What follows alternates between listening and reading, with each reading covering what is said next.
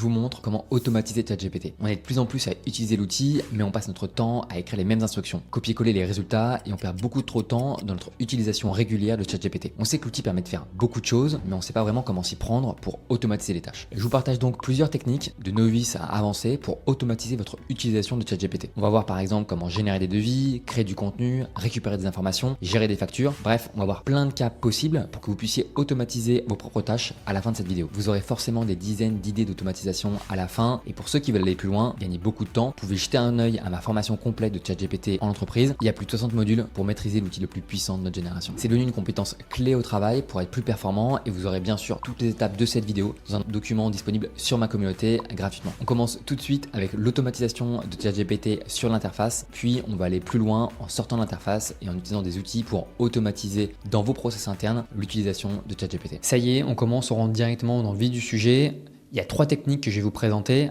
On va d'abord commencer par la technique la plus simple qui concerne les GPTs ici. Pour ceux qui ne connaissent pas les GPTs, en fait, c'est une version personnalisée de ChatGPT. Donc, je vais vous montrer vraiment étape par étape comment on va rapidement créer un GPT. Pour ça, je vais aller sur le Playground. J'ai fait une vidéo que vous pouvez retrouver en haut à droite qui explique étape par étape comment faire un GPT. Donc là, je vais aller rapidement sur cette notion de cette version personnalisée de ChatGPT et on va se concentrer sur la partie des actions. En fait, on va pouvoir faire à ChatGPT des actions et je vais vous montrer du coup ça en détail rapidement sur le Playground pour pouvoir en fait générer des instructions un prompt. Là, on va prendre en fait l'exemple d'un community manager pour créer du contenu sur les réseaux sociaux. En quelques secondes, on va avoir des instructions personnalisées qu'on va pouvoir copier-coller. Donc là, voilà, je prends tout. Je vais directement basculer ici par exemple, je l'appelle community manager. On va générer une image d'Ali au hasard. Description, rédaction de post pour les réseaux. On va tout faire en live rapidement. Instruction, là ici, je vais coller tout ce qui a été indiqué. Créer du contenu engageant pour les réseaux sociaux en tant que community manager en s'assurant que chaque contenu soit adapté à la cible, renforcer l'identité de la marque et encourager l'engagement des utilisateurs. On va aller vite. Les étapes. Déterminer l'objectif du contenu, identifier l'audience cible, choisir le format adéquat, rédiger un contenu accrocheur, incorporer une image ou vidéo percutante, ça on va enlever. Appeler à l'action à la fin, adapter le calendrier de publication, ça on enlève aussi. Format de sortie, donc là ce qui est bien c'est qu'on a des hashtags qui vont venir vraiment bien fragmenter, structurer plutôt notre prompt, nos instructions. Le contenu final, chaque post doit être constitué des éléments suivants, texte, visuel, hashtag, call to action. Exemple, ok, note. Voilà, nous on va juste en fait ici venir lister puisqu'on est dans un GPT et donc il peut faire plusieurs tâches. Créer du contenu engageant pour les réseaux sociaux, aider à la création du contenu en partageant des idées percutantes. Comme ça, voilà, il a plusieurs actions et il crée du contenu, optimiser le contenu pour publication.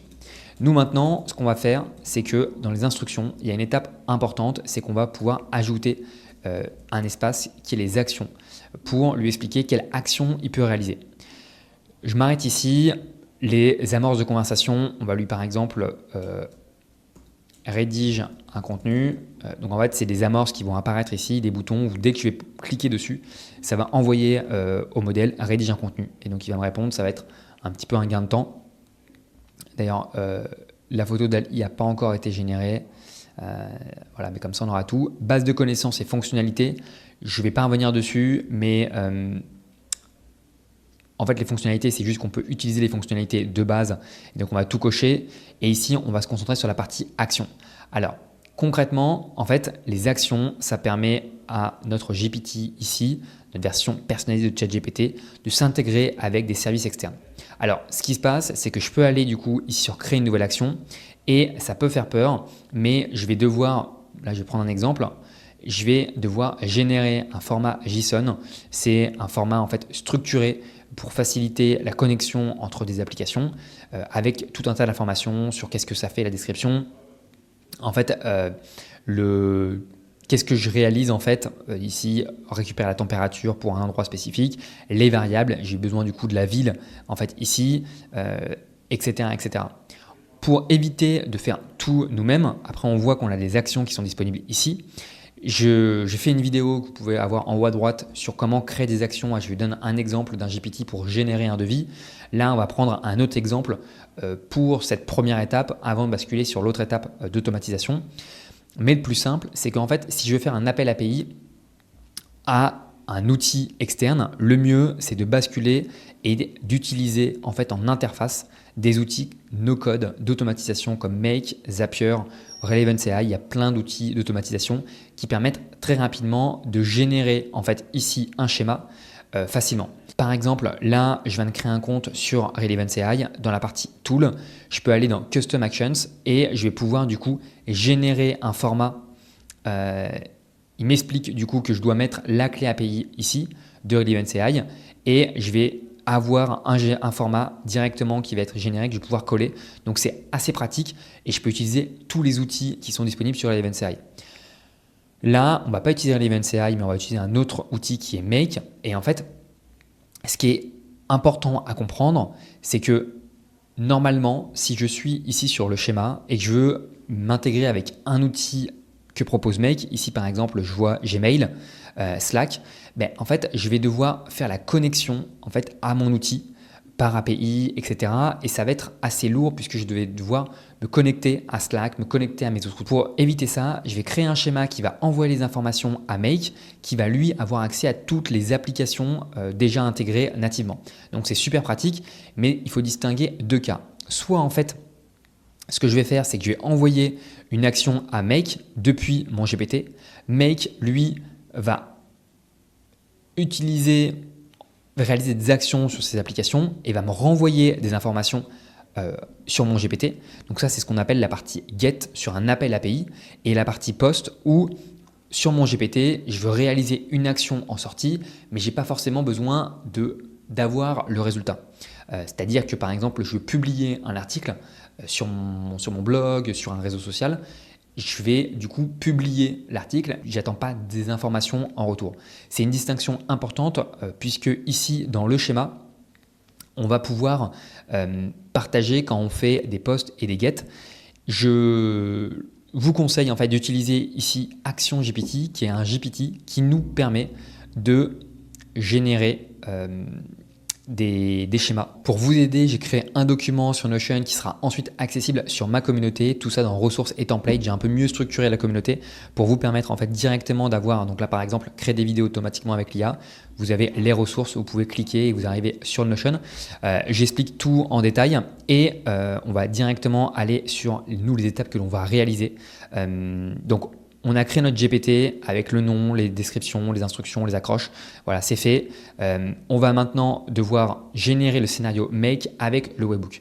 Donc pour ça, je vais aller sur Make. Je viens d'arriver sur Make. Je viens de créer un nouveau scénario. Je vais choisir webhook. Ici, je vais faire Custom Webhook pour recevoir des données. Là, je vais ajouter un Custom Webhook que je vais appeler par exemple Démo Automatisation. Peu importe le nom. Point important ici dans les settings, je vais devoir faire en sorte que je peux ajouter d'ailleurs une data structure, donc c'est-à-dire un format de JSON que je veux précis avec des variables. Là, je peux accepter un petit peu toutes les variables. En fait, on va plutôt contraindre de l'autre côté ChatGPT. Je vais juste accepter des requêtes get en entrée. Je vais save et du coup, j'ai mon URL webhook que je vais pouvoir partager ici dans ce GPT qui va me générer du coup le schéma. Pour ça, je retourne ici et il y a un prompt en fait qui va me permettre, alors on va juste avancer un petit peu le make. Bon, je fais OK. Ce que je vais faire, c'est que je vais ajouter un module Perplexity. Pour ceux qui connaissent, Perplexity qui est un outil qui permet en fait de faire des recherches en ligne. Là, on voit que j'utilise le modèle en ligne. On va lui indiquer, pour l'instant, je vais juste mettre en test rôle user. Donc le message que je lui envoie, c'est juste test. Ça va dépendre du message entrant. Et donc là, je vais juste mettre OK et on va envoyer une réponse en fait, quand c'est bon, donc une réponse avec voici les informations. Et donc ici, on va mettre le message qui va être généré. Là, je vais juste exécuter le module seul pour avoir les informations et le mettre du coup en format de réponse. Et on va, donc là, j'ai un test, donc en message, je vais avoir, je sais pas ce que je vais avoir. Bon, ok, il me répond. Très bien, ici, je vais faire voici les informations. Ici, dans message, on va mettre le contenu. Je fais OK. Et là, en fait, ce qui est intéressant, c'est d'ajouter en fait la gestion d'erreurs pour faire en sorte que dès que j'ai une erreur, en fait, je vais envoyer une réponse. Donc là, par exemple, je mets juste peu importe le statut, enfin pas peu importe, mais un statut d'erreur. Ça va directement mettre, par exemple, la recherche n'a pas été effectuée.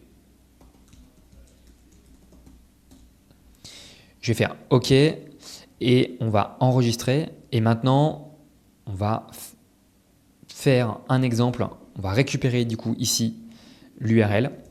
Je vais venir le coller ici et je vais aller sur mon espace où il y a un prompt qui est déjà prêt qui va permettre en fait de générer générer un schéma OpenAI pour appeler un webhook make avec une requête. Là, c'est une requête get puisqu'on souhaite récupérer des informations de Perplexity, qui est un outil qui permet du coup d'avoir des informations en ligne sourcées. J'aurais pu aussi utiliser la fonctionnalité de navigation sur le web, ici d'OpenAI, mais en réalité, elle n'est pas très puissante dans le sens où c'est un mélange entre des informations qui sont récupérées, mais des informations qui sont générées par le modèle. Donc, ce n'est pas l'idéal, alors que Perplexity reformule uniquement les informations qu'il a. Il inclut les paramètres suivants. Type d'action obligatoire. Alors là, on va mettre pas plateforme cible. Dans notre cas, nous, ce n'est pas la plateforme cible. Ça va être le contenu, le résultat de recherche. Et c'est comme ça que vous pouvez lister les différents paramètres qui sont obligatoires ou qui sont optionnels. Je fais OK.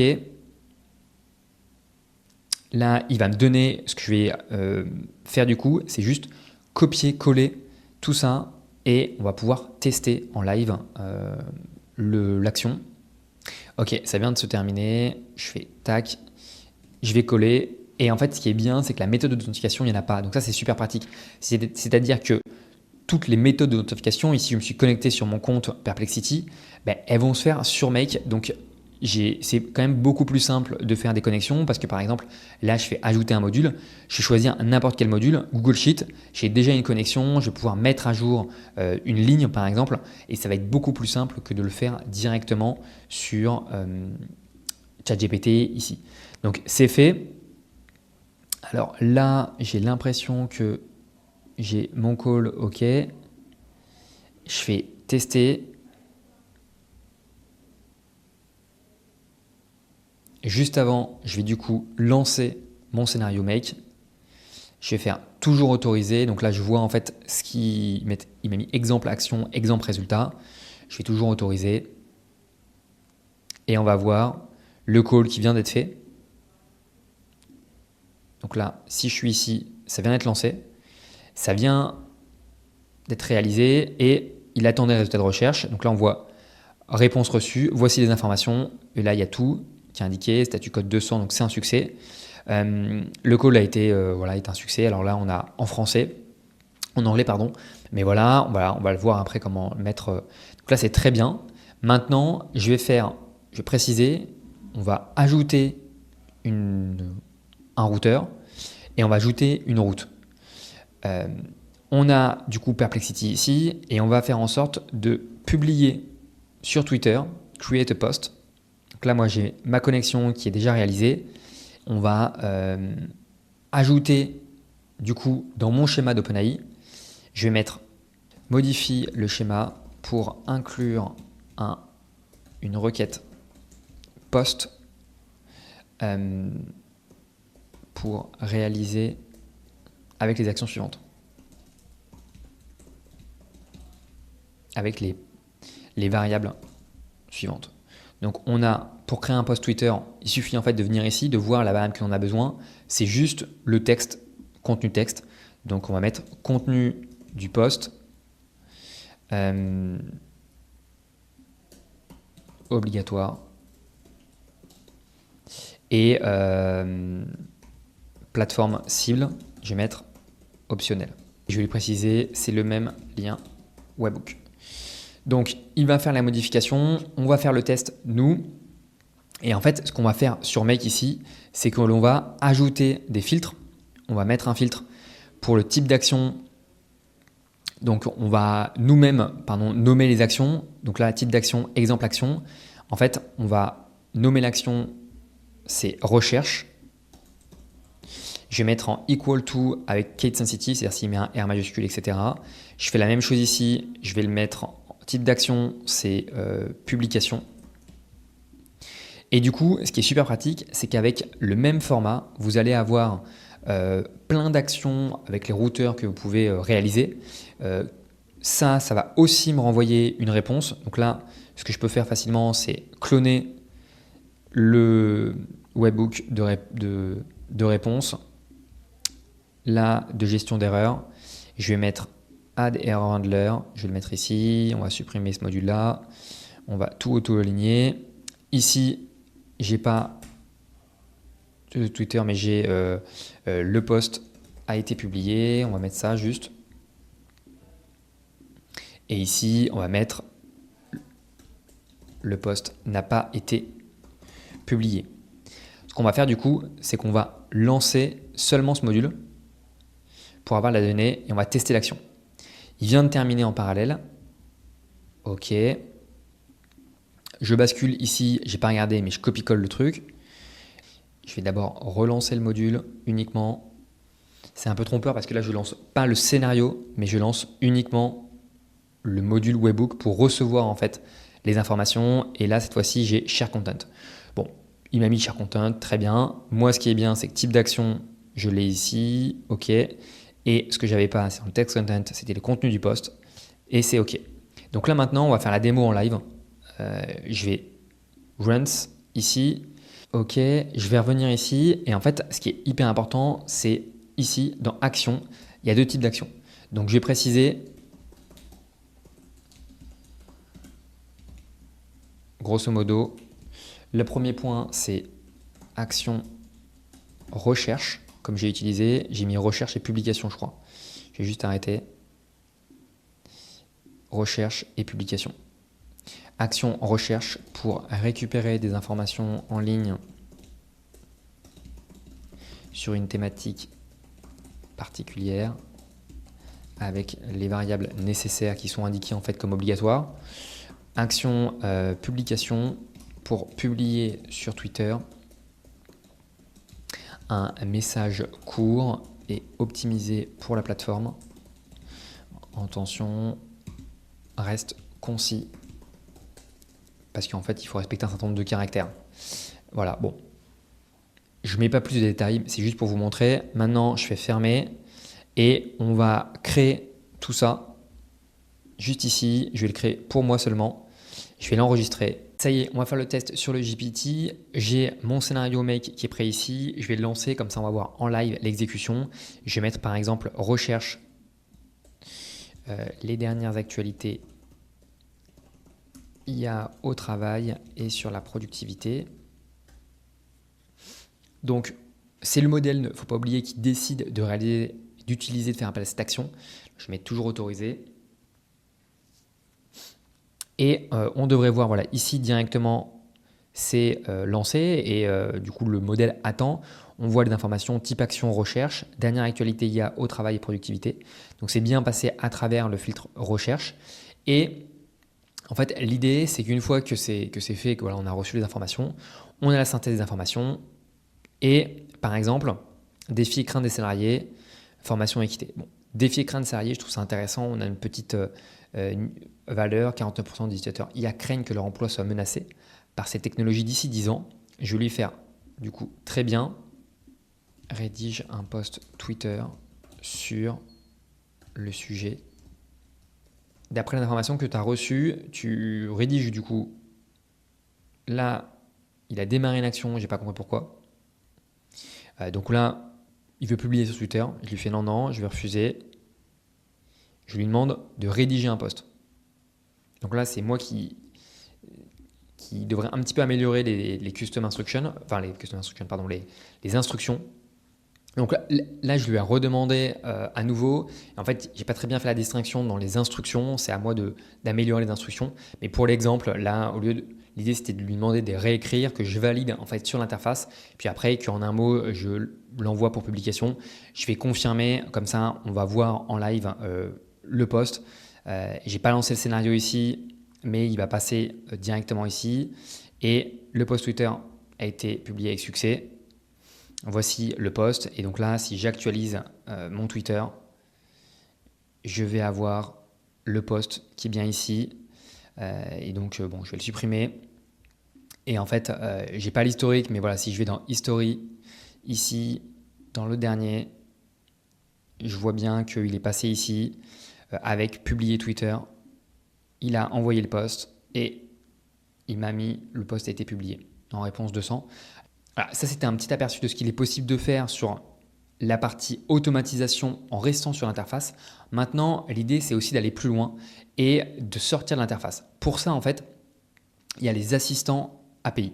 Je vais vous présenter comment créer un assistant très rapidement, mais ce qu'il faut distinguer, c'est que les GPT, il n'y a pas de code à faire, on reste sur des formats JSON un format JSON qu'on a généré pour lancer l'action. Là, en assistant, on va avoir besoin de coder, mais on va pouvoir sortir et s'intégrer à notre produit, à notre service. On va être facturé à l'usage plutôt que de devoir utiliser un plan GPT+, pour créer une version personnalisée de ChatGPT et les GPTs. Si on est en plan gratuit, on peut utiliser les GPT, mais on ne peut pas en créer un. Voilà, après, rapidement, les autres exemples, de toute façon, vous avez tout ici qui est détaillé dans ce document avec toutes les infos. Rapidement, en fait, pour créer un assistant, c'est la même chose que votre GPT. Ce qui est bien, c'est que vous allez pouvoir copier-coller. C'est-à-dire que si je retourne sur mon GPT, je le modifie, Community Manager, je peux coller exactement en fait les éléments. Pareil sur les instructions. Et ce qui va changer, choisis le modèle. Ce qui est bien, c'est que je peux la base de connaissances, activer les actions. C'est la fonction, c'est la différence. C'est que ici, c'est pas OpenAI qui va envoyer, qui va exécuter un appel API à un outil externe, mais en fait, l'assistant va renvoyer un format JSON. Donc par exemple, ici, on va générer un format JSON. Par exemple, récupérer des informations sur un contact sur HubSpot. Et en gros, on va avoir un schéma en réponse de l'assistant qui va nous permettre de récupérer les informations, en fait, de compléter les variables, etc. Et nous, on va faire nous-mêmes l'appel API. Alors, je ne vais pas rentrer dans le détail parce que c'est un mode un peu plus avancé. Et si ça vous intéresse, je vous invite vraiment à regarder la formation GPT entreprise puisque je parle justement de ça. Mais en fait, le point important, c'est que grosso modo, vous allez pouvoir ajouter vos fonctions, les créer ici. Vous allez même pouvoir optimiser, en fait, paramétrer le modèle en jouant sur la température, les top P, certains critères pour configurer le modèle. Forcer un format de réponse, notamment un format de réponse en JSON, ce qui va permettre d'améliorer la structure. Et l'idée, en fait, derrière, c'est que quand vous avez un assistant, vous allez pouvoir utiliser votre assistant API sur Make. Donc, c'est-à-dire que par exemple ici, l'exemple qui est pris, c'est qu'on a Telegram en entrée en déclencheur. Dès que je reçois un message Telegram, je vais regarder en fait si j'ai déjà échangé avec lui sur l'assistant. Je vais ensuite déclencher l'assistant et je vais lui envoyer un message. Pareil pour WhatsApp, pareil pour Slack et pour autre chose. Donc là, ça montre vraiment qu'on peut sortir de l'interface de ChatGPT pour le mettre son GPT sur WhatsApp, sur Slack, sur Telegram. Du coup, moi, en fait, je voulais vous montrer sur Make que, en fait, on peut créer un module ici et faire appel à un assistant, message à un assistant, plutôt que faire un appel API simple. Et là, je vais choisir un assistant. Je vais choisir, ça va charger, mais je vais choisir un assistant par exemple de support. Et ce qui est bien, c'est qu'on va pouvoir faire des appels, découper des appels. Donc là, agent support. Voilà, très bien. Et j'ai en thread ID, je vais mettre le thread ID du précédent appel que j'ai réalisé. Donc le thread ID de celui-ci. Et ce qui est bien, c'est que du coup, je vais garder en fait le même fil d'échange. Du coup, je vais garder une cohérence sur l'assistant. Et ce qui est hyper intéressant, c'est que je vais pouvoir garder ce thread ID, l'utiliser, mais surtout, les fonctions qu'on a vues, on va prendre ici l'agent support qui a des fonctions. Il a la fonction send photo status ORM. Ce qui va générer comme réponse cet agent support, c'est un JSON avec les variables nécessaires pour exécuter cette fonction. Mais pour exécuter cette fonction, en fait, je vais faire un post à un webhook make, à un autre scénario make, qui va lui envoyer les photos au CRM. Et en fait, ici, je vais pouvoir mettre mon URL, créer un nouveau scénario de webhook, ajouter un webhook au hasard, je vais faire démo encore, démo 1, j'en ai plein d'autres manières. Hop, je vais copier ici l'adresse et je vais en fait le mettre ici. Et comme ça, je peux mettre d'autres webhooks et ça va exécuter. Donc là, ça va bien envoyer à mon CRM HubSpot. Donc là, je fais HubSpot, je fais get a deal et je vais après, par exemple, mettre à jour mon deal avec la photo, etc. Et l'idée du coup, c'est grosso modo, depuis ce workflow, je vais déclencher des webhooks pour trouver l'entreprise, pour envoyer des détails à l'entreprise, mettre à jour des informations, etc., etc. Et je vais avoir un assistant qui va être complet en dehors de l'interface de ChatGPT qui va pouvoir réaliser des actions. Ça, c'était la deuxième technique plus avancée. Et en fait, l'idée générale derrière, la troisième technique pour automatiser au maximum ces tâches, c'est en fait d'avoir ce schéma en tête. Grosso modo, vous avez plusieurs manières d'optimiser le modèle ChatGPT pour réaliser vos tâches. La première manière, c'est du prompting, c'est-à-dire que vous allez apporter du contexte et en même temps optimiser le modèle, peu en fait comment il va fonctionner, quelle tâche il va réaliser pour réaliser votre tâche. Le deuxième point hyper important, c'est l'aspect du RAG, du base de connaissances dont on n'a pas parlé pendant la vidéo, mais je vous invite vraiment à jeter un coup d'œil sur la communauté ou sur d'autres vidéos que j'ai pu faire qui en parlent, qui va permettre d'apporter plus de contexte puisqu'on va partager de l'information de la base de connaissances. Le troisième point, c'est le fine-tuning. Je reparlerai à une autre occasion où en fait on va entraîner le modèle sur certaines données très particulières, mais ça c'est encore plus avancé pour générer et faire en sorte que le modèle soit très bon pour réaliser une tâche. Globalement, l'idée que je voulais vous montrer, c'était qu'on peut venir automatiser progressivement en fait des tâches en passant des actions sur ChatGPT, puis après des assistants en sortant de ChatGPT, puis globalement d'optimiser ce qu'on a fait les GPT et les assistants en jouant sur principalement deux techniques, le prompt engineering, donc les instructions qu'on partage, et les documents, les informations qu'on partage en base de connaissances. Voilà, donc je vous invite à creuser ces sujets si ça vous intéresse et puis bien sûr à rejoindre la communauté, on pourra échanger. Si vous avez des applications IA, des automatisations que vous souhaitez mettre en place, n'hésitez pas à rejoindre la communauté. Et puis voilà, si vous avez apprécié la vidéo, n'hésitez pas à mettre un like, un commentaire si vous avez appris des choses sur l'IA. C'est hyper important pour que je puisse continuer d'apporter du contenu sur YouTube comme ça en vidéo. Merci, à une prochaine. Ciao.